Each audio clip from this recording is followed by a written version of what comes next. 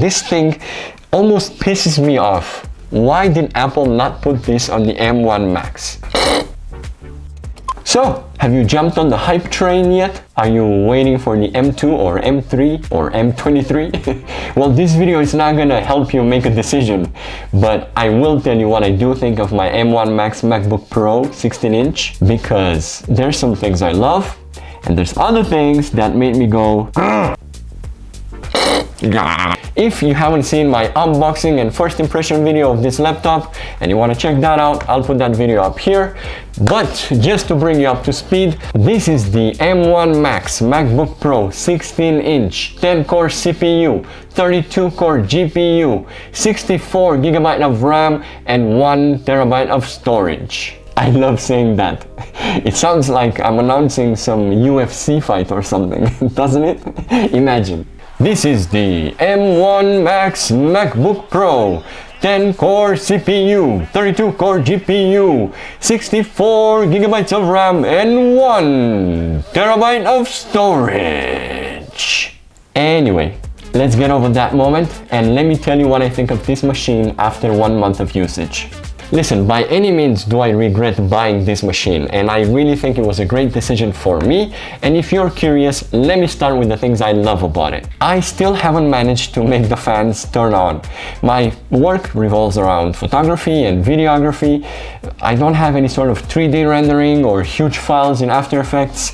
Maybe if I would have had that, I would have managed to push it a little bit to the max and make the fans go on and fill the computer a little bit slower. But to me, to be able to edit 10-bit footage 422 with no proxy files, that's just...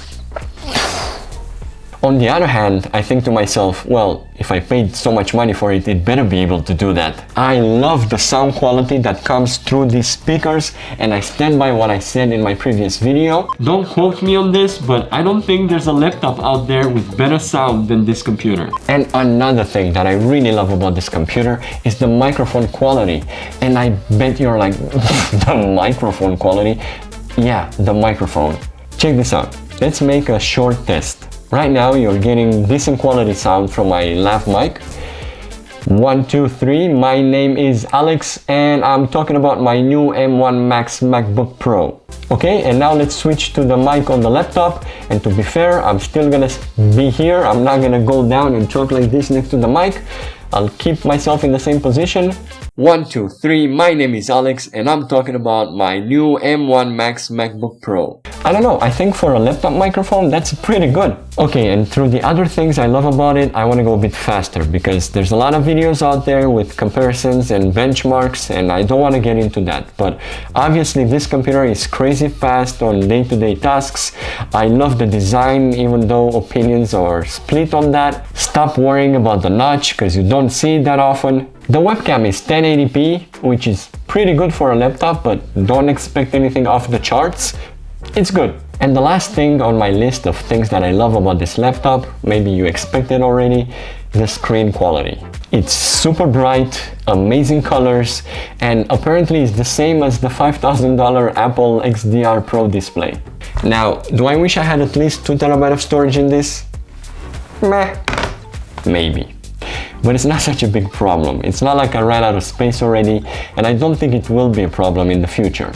However, I did buy one of these Samsung SSDs. This is the T7.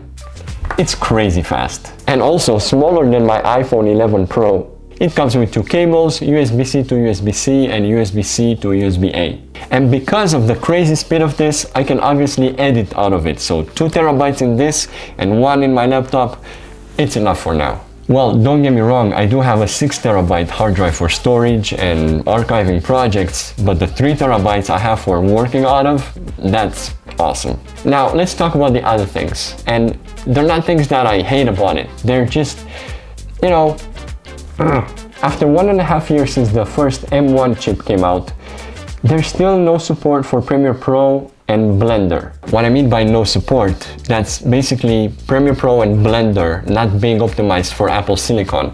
Of course you can use them freely and they work great. It's just rendering time, it's gonna be a bit slower than you'd expect. Personally, I don't care that much because I edit in Final Cut Pro, which obviously it's an Apple software, so it's optimized.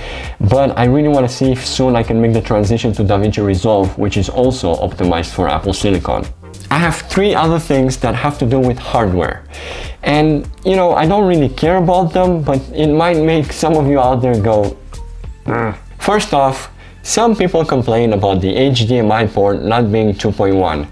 And you know, I get that. For such an expensive laptop, I better get the latest technology out there. But if you want to connect it to a monitor with 120 Hz refresh rate, you can just use Thunderbolt. The next one is about the SD card. This is a UHS 2. It's not the UHS 3, which basically means you're limited to 300 megabytes per second. So if you have the new Sony CF Express cards, you'll need an adapter. And the last one, it's about Bluetooth, not being 5.2 but 5.0. To be honest, I haven't had any problems. I often use my Sony XM4s and my AirPods. They never disconnect. I'm good. Also, I see a lot of people making YouTube videos on playing video games on the new M1 Max. And even though you can play a lot of games on it, I really hope that's not why you're buying this. And the last thing I forgot to mention when we talked about the screen is that the fingerprints and smudges, or whatever you call them, they're not that easily to clean. I found that you need the 70% based alcohol spray to really get it off properly. So keep that in mind. Sorry about the light change. I had to put the blinds totally off because the sun was in my face. And yes, we do have sun in Denmark. Now there's one last thing I kept for the end, and this thing almost pisses me off. Why did Apple not put this on the M1 Max? This is my MacBook Pro 2011. And this has a piece of hardware that lets you press one button and check your battery level without turning your laptop on. And I'm not an engineer, but on the new Mac, I think it's chunky enough that you could have put something in there. I don't know, maybe it's just me, but to be able to just press a button and you're like, oh, I'm good to go, I have battery. Why couldn't we get that on the new Mac?